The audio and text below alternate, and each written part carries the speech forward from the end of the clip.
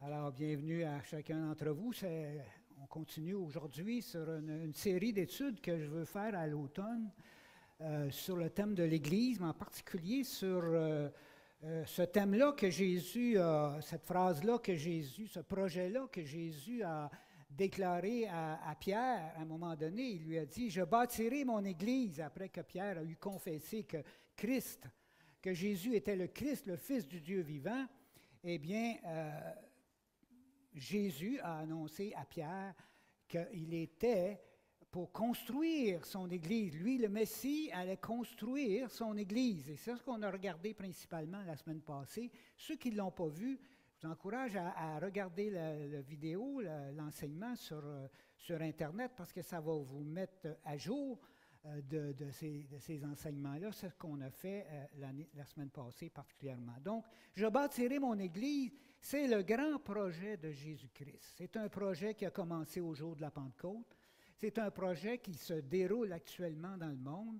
Et c'est un projet qui va s'achever au retour de Jésus-Christ, quand la dernière personne qui appartient à Christ sera entrée dans le peuple de Dieu, dans la famille de Dieu, dans l'Église.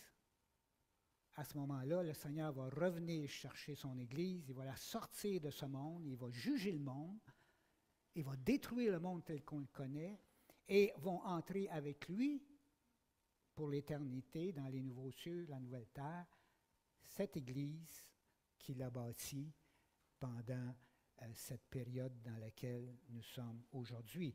Le mot « Église », on a vu ça la semaine passée, le mot « Église », « ecclésia » en grec, communique l'idée d'une assemblée. Une assemblée, un groupe de personnes qui répondent à l'appel de se rassembler dans un certain lieu. Alors, on a vu un petit peu l'idée que les citoyens grecs, par exemple, lorsqu'ils étaient convoqués à une réunion d'affaires publiques, ils se rendaient au théâtre et puis ils discutaient, c'était une ecclésia, une assemblée. Dans l'Ancien Testament, nous voyons que le terme ecclésia parle aussi du rassemblement du peuple de Dieu au mont Sinaï, quand Dieu, du milieu du tonnerre et des éclairs, déclarait au peuple sa loi, ses ordonnances, son alliance. Le peuple qui était rassemblé là est désigné comme une ecclésia, une assemblée de Dieu, qui répond à l'appel de Dieu, qui est convoquée par Dieu, et on voit cette idée-là à plusieurs reprises dans la traduction grecque de l'Ancien Testament.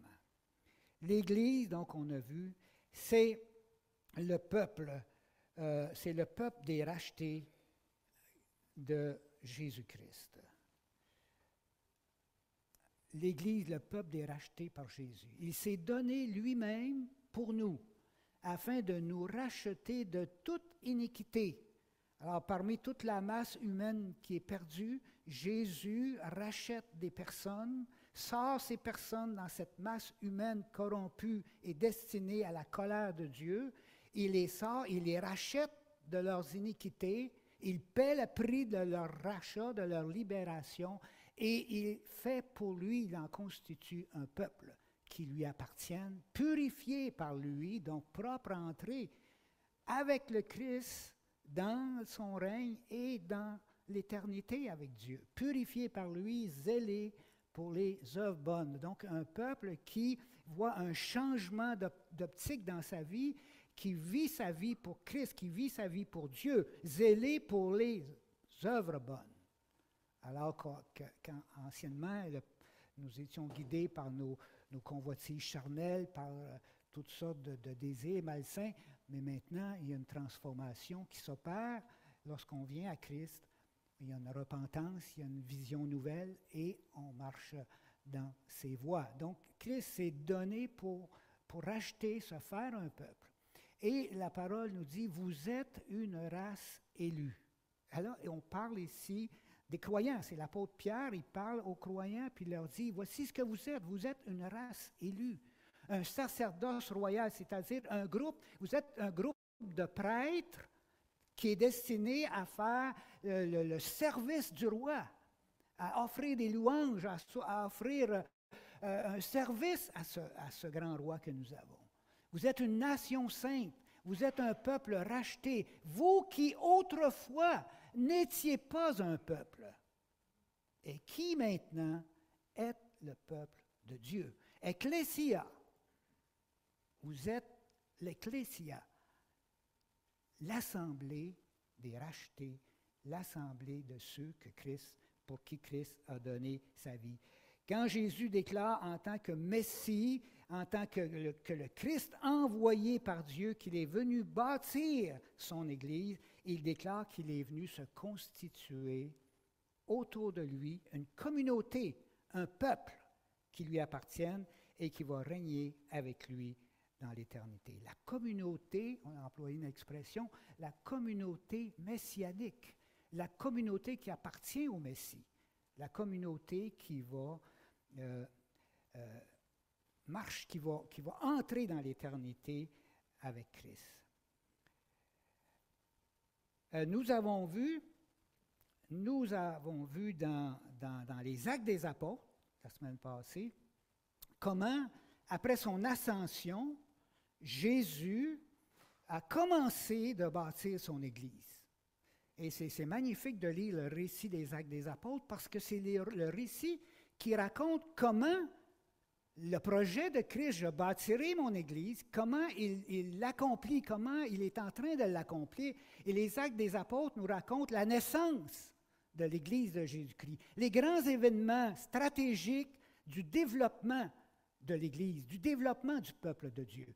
Et on a vu le premier événement que le petit groupe de 120 personnes qui étaient réunies dans la chambre haute, le premier événement qu'ils attendaient pour que démarre le projet de Dieu, c'était l'envoi du Saint-Esprit. Et quand le Saint-Esprit est venu sur les personnes, ainsi a été constitué le premier noyau, le noyau de base, les apôtres, la famille de Jésus, sa mère, et puis d'autres disciples qui l'avaient suivi pendant son ministère terrestre, 120 personnes environ, qui sont là réunis, le Saint-Esprit vient sur eux, et voici, c'est le début de l'Église. Et avec la puissance du Saint-Esprit, on voit que l'apôtre Pierre, à qui justement Jésus avait dit, Pierre, tu es Pierre, sur cette pierre je bâtirai mon Église, je te donnerai les clés du royaume des cieux.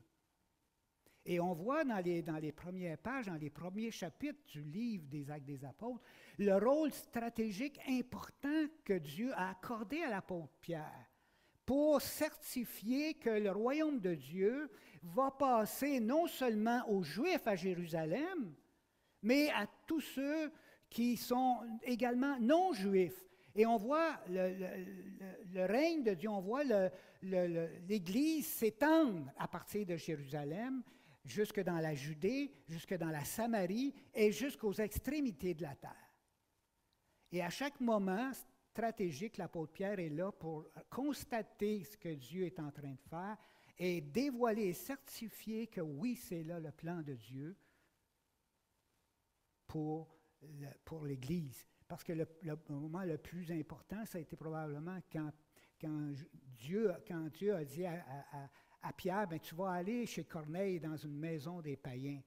Parce que là, c'est que Dieu voulait ouvrir aux païens une place dans son peuple. Il voulait donner une place que dans l'Ancien Testament, on ne voyait pas.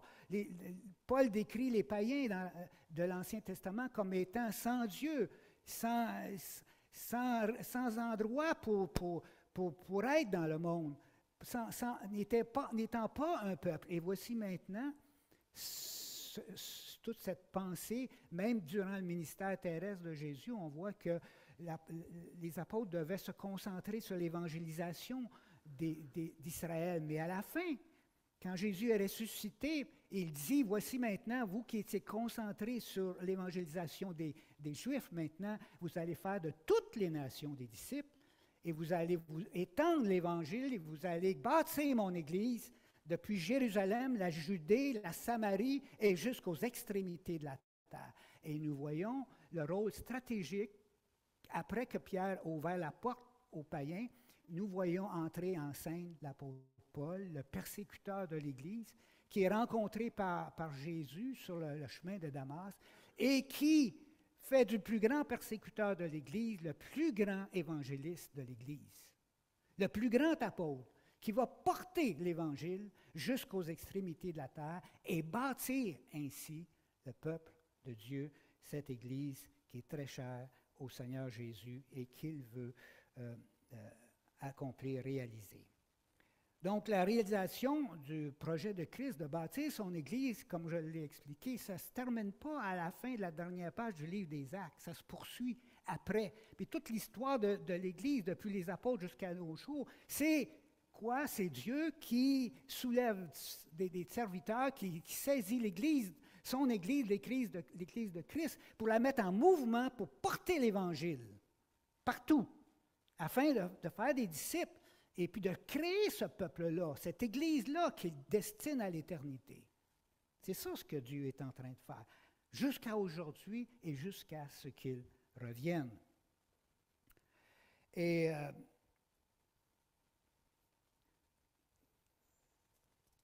donc c'est une idée qui est assez importante de souligner. Cette idée que le peuple de Dieu qui est en mouvement d'être réalisé, c'est un projet qui est en cours. Et vous savez, c'est le plus grand projet du monde. C'est le plus grand chantier de construction qui a jamais existé et qui n'existera jamais. Vous savez que le projet de Christ dépasse tous les gros barrages qu'on peut faire, les grosses cités qu'on peut construire de toutes pièces. Toutes ces choses-là vont s'effondrer au moment où Dieu va dissoudre le monde. Mais le seul projet qui va rester pour l'éternité, c'est l'Église, le projet de Christ qui a bâti son Église. Vous et moi, les rachetés du Seigneur.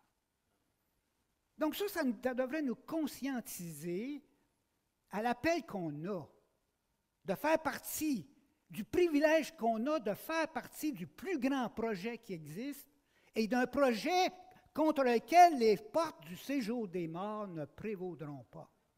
C'est-à-dire que l'Église, toute l'Église qui existe depuis 2000 ans, tous nos frères et sœurs qui se sont endormis, qui sont décédés, mais ils sont dans l'attente de la résurrection.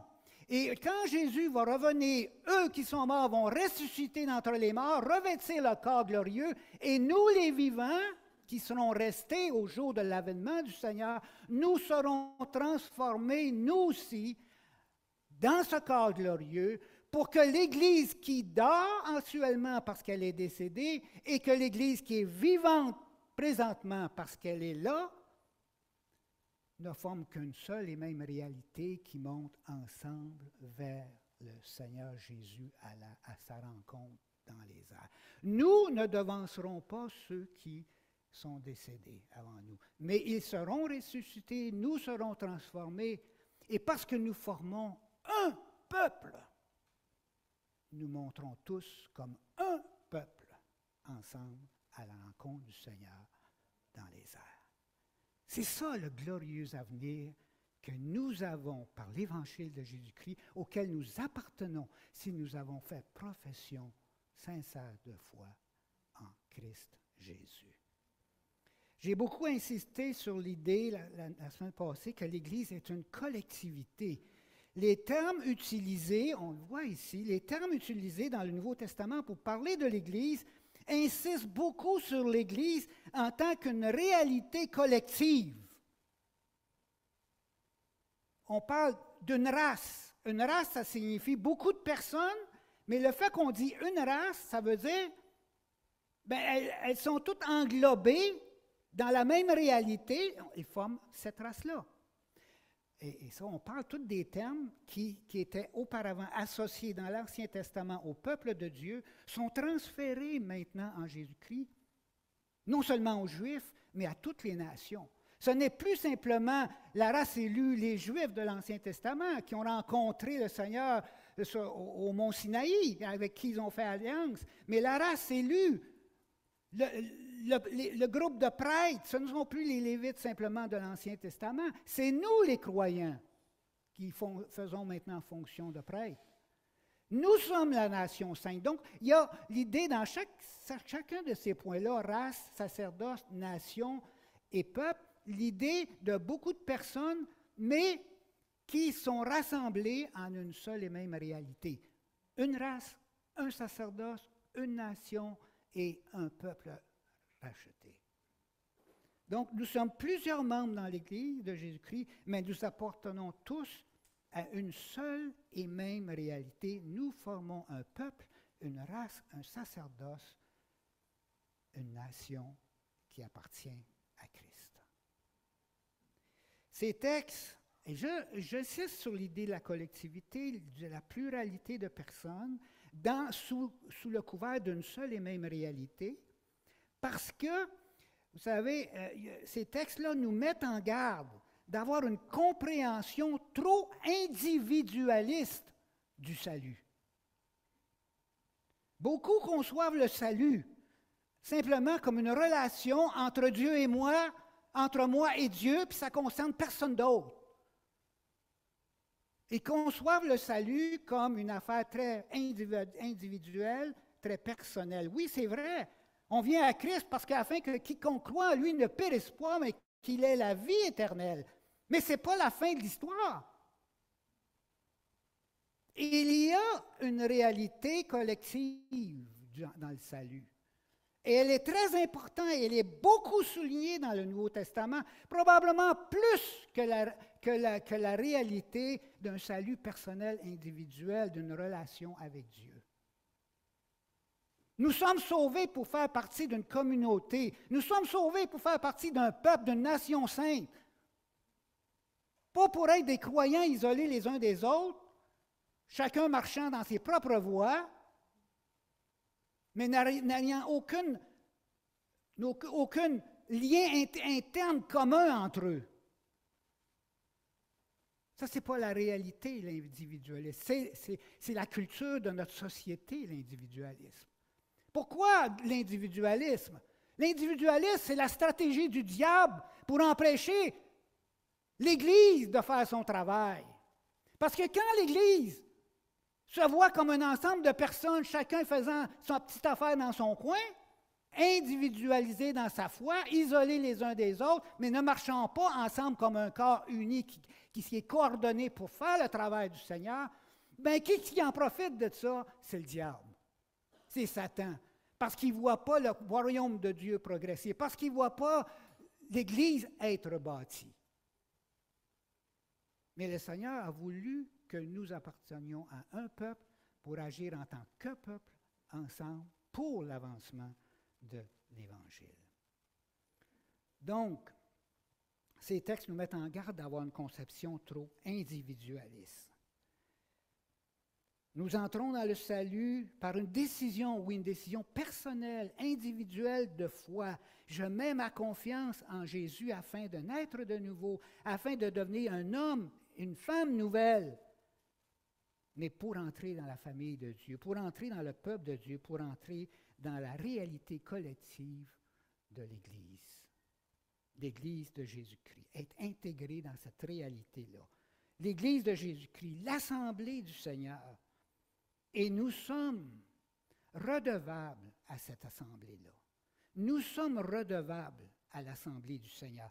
Christ nous tient redevables envers lui, de la manière dont nous traitons son Assemblée, de la manière dont nous agissons envers elle et de la manière dont nous contribuons à son bien-être et à son édification.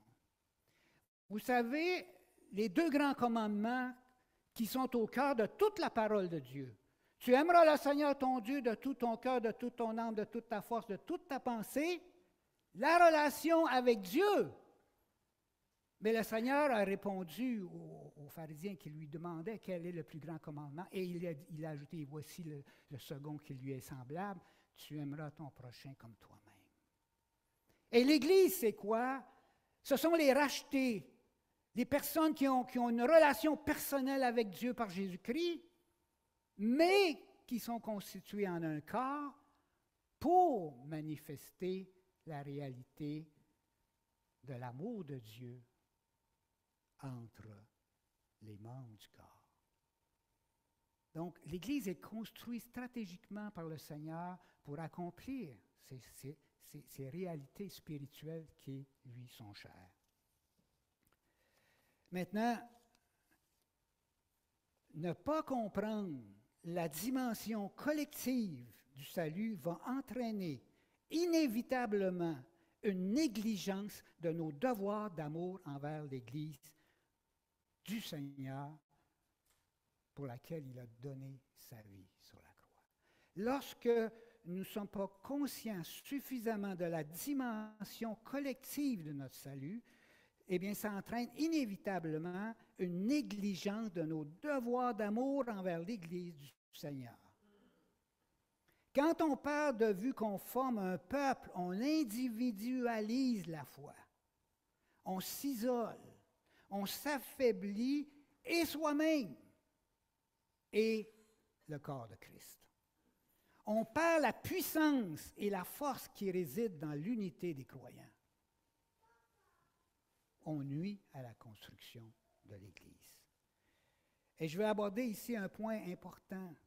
La réunion du dimanche matin, par exemple, est un des moments de rassemblement les plus importants dans la vie de l'Église.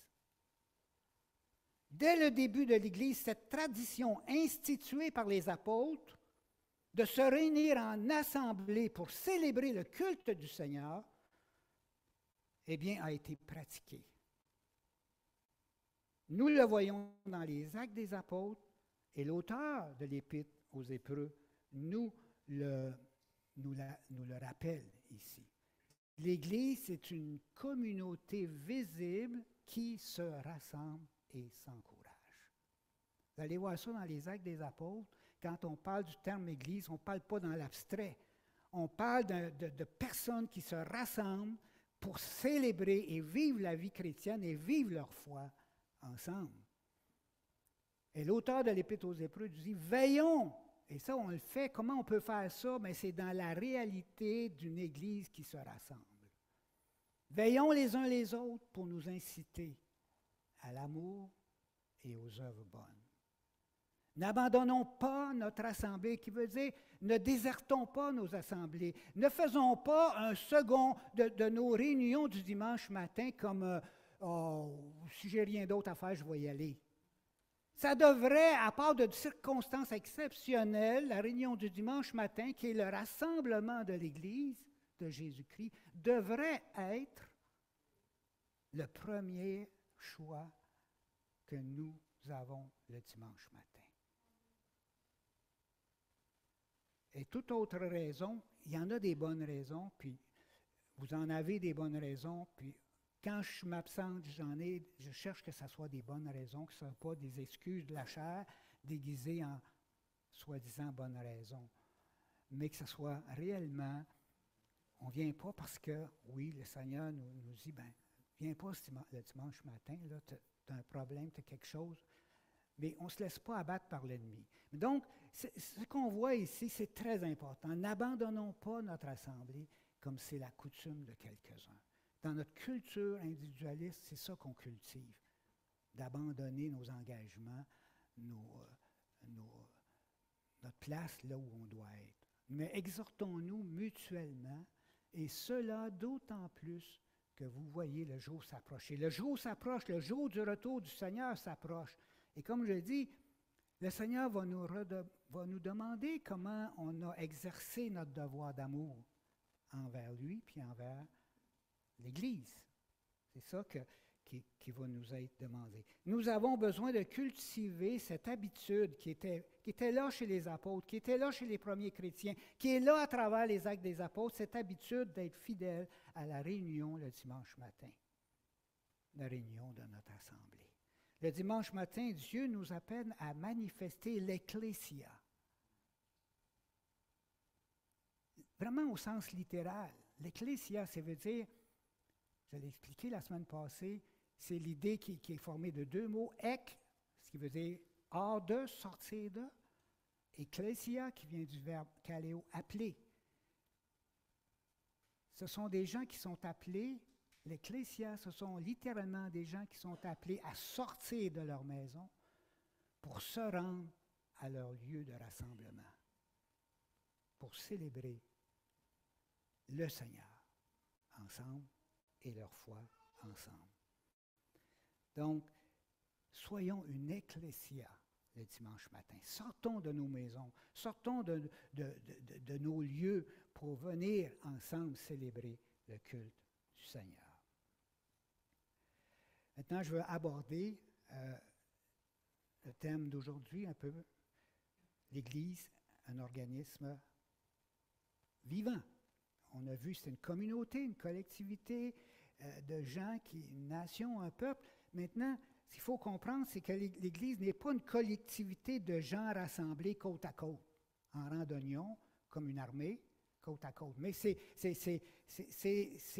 comme si on était indépendants les uns des autres. Ce n'est pas une collectivité de gens groupés tout simplement, comme ça, un à côté de l'autre, sans interdépendance les uns avec les autres. Mais l'Église, c'est une communauté, c'est une collectivité unie dans un seul corps. Et quand on parle de corps, on est en train de parler de d'un organisme vivant. Okay? La parole et cette image-là du corps, elle est très, très utilisée dans le Nouveau Testament pour parler de la réalité de l'Église, de la nature de l'Église. Nous ne sommes pas donc une collectivité de gens, un à côté de l'autre, mais nous formons un corps et dont les relations et dont nous sommes les membres, et nous avons une relation avec la tête, qui est Christ, et nous avons une relation avec les autres membres du corps. Vous êtes le corps de Christ, vous êtes ses membres, chacun pour sa part. Donc, on est un corps dont nous sommes les membres, ça c'est le groupe des membres. Mais un corps dont Christ est la tête, et il est la tête du corps de l'Église. On voit ça dans Colossiens 1, 18. Donc, c'est un corps, un organisme vivant qui a des membres et qui a une tête. Et c'est très important de réaliser que le concept de corps, fait communiquer, nous communique plus la nature de l'Église que beaucoup d'autres concepts du Nouveau Testament. Ce n'est pas simplement une image non plus, l'idée du corps, mais une réalité spirituelle nouvelle en Christ. Comprenez-moi que de dire que l'Église, c'est un corps, ce n'est pas simplement une image, mais il y a derrière cette vérité-là une réalité spirituelle réelle. Nous formons un corps avec Christ. Et là, on est en train de pénétrer dans les mystères de Dieu, dans quelque chose de très, très profond. Et l'apôtre Paul nous parle de ces choses-là. Il nous parle de ces choses-là lorsqu'il parle de l'union de Christ avec l'Église comme étant un mystère qui était là, dévoilé dans l'Ancien Testament sous forme vraiment voilée, mais quelque chose qui est révélé dans le Nouveau Testament. Le mystère de l'Église, c'est quelque chose qui était déjà là dans l'Ancien Testament, mais voilé, mais que Jésus va dévoiler à ses apôtres pour communiquer que l'événement Jésus-Christ venu dans le monde faire une Église, faire son Église, c'est quelque chose qui est très profond et qui est déjà préfiguré dans l'Ancien Testament. Et il parle de l'union de Christ avec l'Église comme l'union, dans le contexte de l'union du mari et de la femme. La femme soumise, la femme sous l'autorité du mari, comme les membres de l'Église, le corps, sont soumises au Christ qui est la tête, et le Christ qui est la tête, c'est comme le mari qui a autorité sur sa femme. C'est une réalité spirituelle qui avait déjà été préfigurée quand l'Ancien Testament, nous voyons au moment de la création, c'est pourquoi l'homme quittera son père et sa mère pour s'attacher à sa femme, les deux deviendront une seule chair. Paul dit, ce mystère est grand. Paul y voit dans cette déclaration de l'Ancien Testament une préfiguration de l'union extraordinaire qu'un jour Dieu va réaliser avec le Christ et ceux qu'il va racheter pour former son corps. Ce mystère est grand. Je dis cela par rapport à Christ et l'Église. Donc, nous entrons dans une réalité spirituelle vraiment extraordinaire, que l'idée que nous formons un corps et que Christ est la tête de ce corps, et il y a entre la tête et le corps une relation très, très intime. Et nous vivons dans cette réalité-là. Et on voit ici que il dit au mari, dans le conte, il dit au mari d'aimer sa femme comme sa propre chair, et il lui dit, ben, il la nourrit et en prend soin, comme le Christ le fait pour l'Église, parce que nous sommes membres de son corps. Il y a quelque chose là d'extrêmement affectueux, extrêmement une expression de tendresse, d'amour du Christ envers l'Église. Et Paul nous dit que c'est un mystère qui est maintenant dévoilé par le fait que Christ est venu. L'intérêt que Christ porte à l'Église devrait nous interpeller sur la manière dont nous concevons la grandeur de l'Église ou sa petitesse. Quand on comprend à entrer dans ces vérités-là, on commence à entrer dans une compréhension des choses qui est très élevée dans ce que Dieu veut nous faire comprendre. Puis lorsqu'on atteint ces vérités-là, ça change nos vies, ça change nos comportements, ça change notre façon de voir l'Église, ça change notre façon de nous voir nous-mêmes. Et comment est-ce qu'on va traiter cette Église qui est si chère à Jésus-Christ, si intime pour lui, si proche de lui, qu'il aime tant? Est-ce qu'on va l'aimer comme Christ l'aime? Parce que c'est ça qu'il nous demande. C'est son épouse, c'est sa fiancée. Et Jésus, pensez-vous qu'il aime ça quand il voit que son épouse, que sa fiancée, n'est pas traitée dignement ou de la bonne façon? Je pense qu'il ne doit pas du tout apprécier ça. Donc, ajustons nos appareils, notre compréhension à la compréhension que Dieu nous donne dans le Nouveau Testament de cette réalité. L'Église est un corps dont la vitalité dépend de la tête maintenant.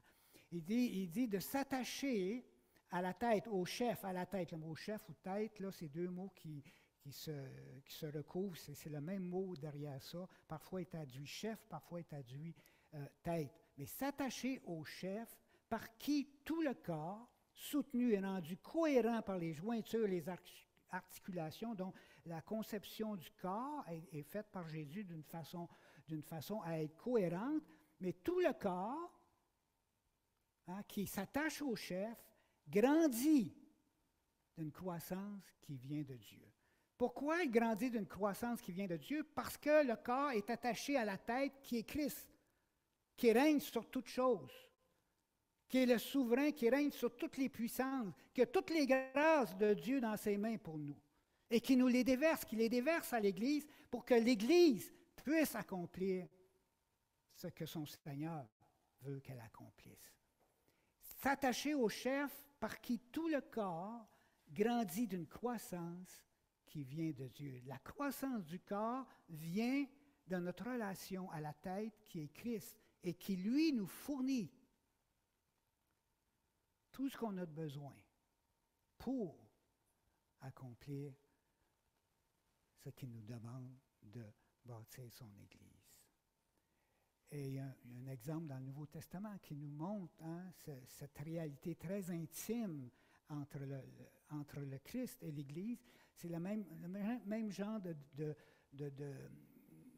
discours ou de propos que nous avons dans Jean 15 lorsque le Seigneur dit « De même que le sarment ne peut de lui-même porter du fruit s'il ne demeure sur le cep, de même vous non plus, si vous ne demeurez en moi. Mais moi je suis le cep et vous les sarments. Celui qui demeure en moi, comme moi en lui, porte beaucoup de fruits, car sans moi, vous ne pouvez rien faire. » Donc, c'est extrêmement important que nous soyons conscients de notre relation avec Christ comme membre du corps et comme Église, que le Seigneur règne sur nous afin que nous recevions de lui toute l'énergie spirituelle dont nous avons besoin pour vivre pour lui et pour faire ce que nous avons à faire. L'Église tire de la tête son énergie vitale. Maintenant, ça ne veut pas dire que l'Église elle reçoit tout puis elle ne fait rien, non. C'est là qu'on voit l'autre aspect dans l'Éphésiens, chapitre 4, on va regarder ces versets-là plus attentivement. L'Église, c'est un corps dont l'édification, oui, nous tirons de Christ notre puissance, notre force, notre énergie vitale, mais c'est pour que le corps travaille à produire quelque chose. Et on voit ici que le corps dont l'édification est un corps dont l'édification est le produit de l'activité de ses membres. C'est lui qui a donné les uns comme apôtres, les autres comme prophètes, les autres comme évangélistes, les autres comme pasteurs et docteurs. Les dons de base de la parole pour communiquer à l'Église la vérité, communiquer à l'Église les éléments importants de sa compréhension de qui elle est, puis de ce que le Christ peut faire pour elle. Et leur communiquant ça, pourquoi? Pour le perfectionnement des saints, l'enseignement de la parole de Dieu. C'est pour ça que c'est important que vous soyez là le dimanche matin, pour recevoir la parole de Dieu qui va perfectionner les saints, qui va qualifier, qui va nous rendre plus matures, plus forts, plus solides dans le Seigneur pour accomplir ce qu'il veut accomplir. Le perfectionnement des saints, ça n'arrête pas juste pour perfectionner les saints, mais pour que les saints, les croyants s'engagent à leur tour dans le service et de l'édification du corps. Vous savez, les dons de base sont là, mais ce n'est pas les dons de base seuls qui produisent le fruit de l'Église, la maturité dans l'Église, qui produisent que le corps va être pris soin. C'est les dons qui démarrent le processus, mais une fois que les gens sont instruits, les gens qui commencent à connaître la parole, ils entrent dans la réalité du Seigneur, dans la réalité de l'Église, ils sont de plus en plus qualifiés, mais pourquoi? Pour rester assis sur une chaise puis se croiser les bras? Non, en vue de l'œuvre du service, en vue d'entrer eux aussi dans le processus de construire l'Église. C'est cela en vue du service et de l'édification du corps de Christ. Donc, ce n'est pas seulement sur les épaules de quelques personnes que repose l'Église, mais sur les épaules de tous qui partagent la responsabilité à différents niveaux, bien entendu. Mais c'est l'affaire de tous de participer au projet de Christ, de bâtir son Église, de faire l'œuvre du service et de l'édification du corps de Christ.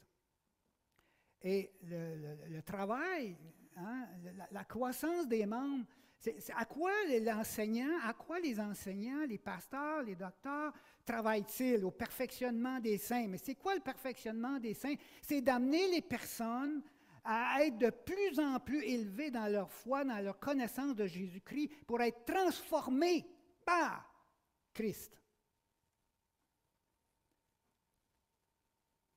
Perfectionnement des saints, hein, pour l'œuvre du ministère et de l'éducation du corps de Christ. Et c'est un processus qui va être perpétuel jusqu'au retour de Jésus-Christ, jusqu'à ce que nous soyons tous parvenus à l'unité de la foi et de la connaissance du Fils de Dieu, à l'état d'homme fait, à la mesure de la stature parfaite de Christ. Ainsi, nous ne serons plus des enfants. Vous voyez, comparatif, l'état d'homme fait, au verset précédent, c'est là que Dieu veut nous amener. Pour qu'on ne soit plus ce que nous sommes, des enfants, flottants, entraînés à tout vent de doctrine, joués par les hommes avec leur fourberie et leurs manœuvres séductrices. Mais en disant la vérité avec amour, nous croîtrons à tous égards vers celui et en celui qui est le chef, Christ. Et quand on croit, qu'on avance, qu'on commence à comprendre qui est Jésus-Christ, hein, quand on commence à avoir notre foi qui se développe à la mesure de notre connaissance, qu'on se laisse toucher par ça, il y a une transformation qui se produit dans nos vies et on devient des hommes accomplis. Ça, c'est le travail que Dieu veut produire dans le corps par les membres du corps qui sont connectés à Jésus. Le but de la dynamique interne du corps, c'est de générer la croissance du corps. Vous savez, souvent, on jette tout dans les mains du Seigneur, on jette tout dans les mains de Dieu, mais ce n'est pas comme ça que Dieu voit l'Église. Nous partageons avec le Seigneur la réalité de la croissance de son corps. Il nous a rendus participants, chacun pour notre part, dans son Église. Nous voyons ici de Christ, dans Éphésiens 4, verset 16, j'ai pris la traduction d'Arby parce que je crois qu'elle est la plus proche de ce que le texte grec nous donne. De Christ, tout le corps bien ajusté, lié ensemble par chaque jointure du fournissement, dont son organisation interne, tout le corps, de Christ, tout le corps. Vous voyez, c'est le sujet du verbe produire, ce n'est pas Christ. C'est tout le corps produit, selon l'opération de chaque partie, chaque membre dans la mesure qu'il a reçu pour participer à la vie du corps. Le corps produit l'accroissement du corps pour l'édification de lui-même en amour. C'est exactement comme dans le domaine de la végétation ou dans le domaine d'un enfant. Quand on entretient bien une plante, un arbre, qu'est-ce qu'il fait? Il se développe bien.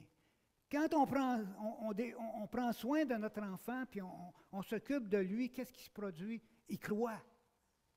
C'est le fruit d'un travail qui met en place, qui est nécessaire à la croissance de l'enfant ou à la croissance de la plante. Puis l'Église travaille à ça, à produire. Qu'est-ce qui va faire que l'Église va grandir? Non seulement en nombre, mais en qualité spirituelle. Donc, de Christ, nous recevons toute la vitalité, la puissance, la force, la sagesse, l'énergie, lorsque nous sommes vraiment connectés à lui, pour produire, et selon l'opération de chaque partie dans sa mesure, ça veut dire qu'on a tous un rôle à jouer. Il y en a qui ont des rôles peut-être plus importants quand tu as le don de la parole.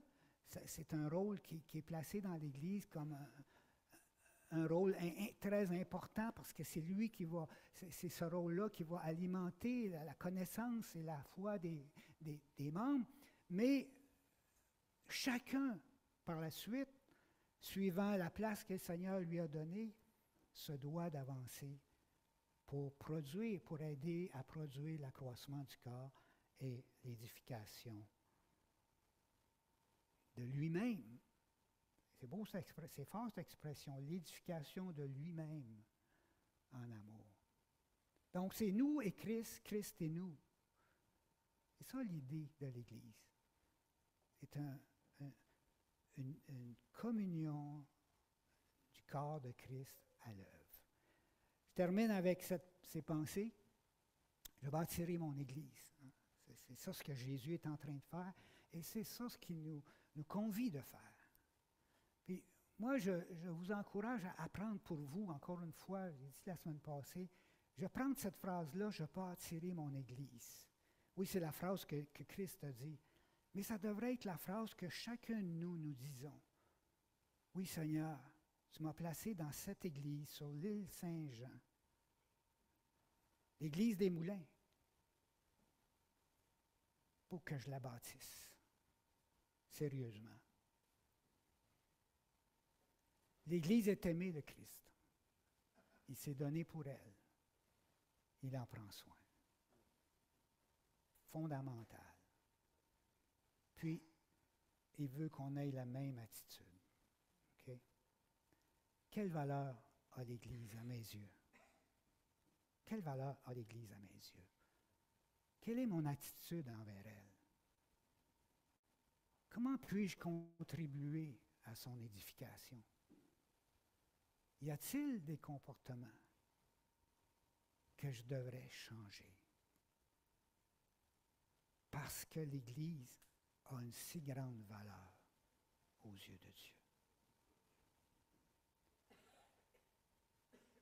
Donc, frères et sœurs, laissez l'Esprit vous enseigner ce matin, vous interpeller. Y a-t-il des choses qu'il faut changer? Parce que l'Église, elle est si précieuse pour Christ. Seigneur, merci de nous communiquer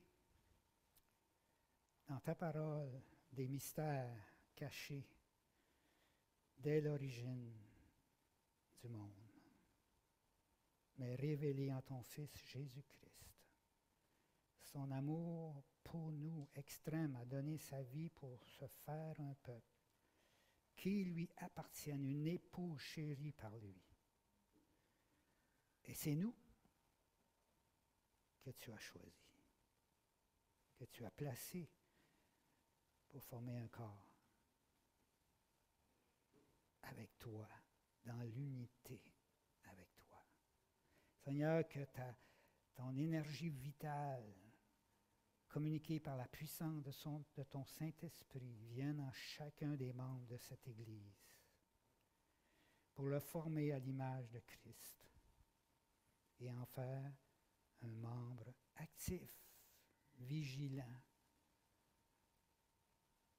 de ton Église. Merci pour tous ceux, si nombreux dans cette Église, qui partagent le ministère pour l'avancement du corps. Je te demande de bénir, Seigneur, tous ces ministères de l'Église, toutes ces personnes qui y sont engagées, et de faire fructifier leur travail à ta gloire éternelle.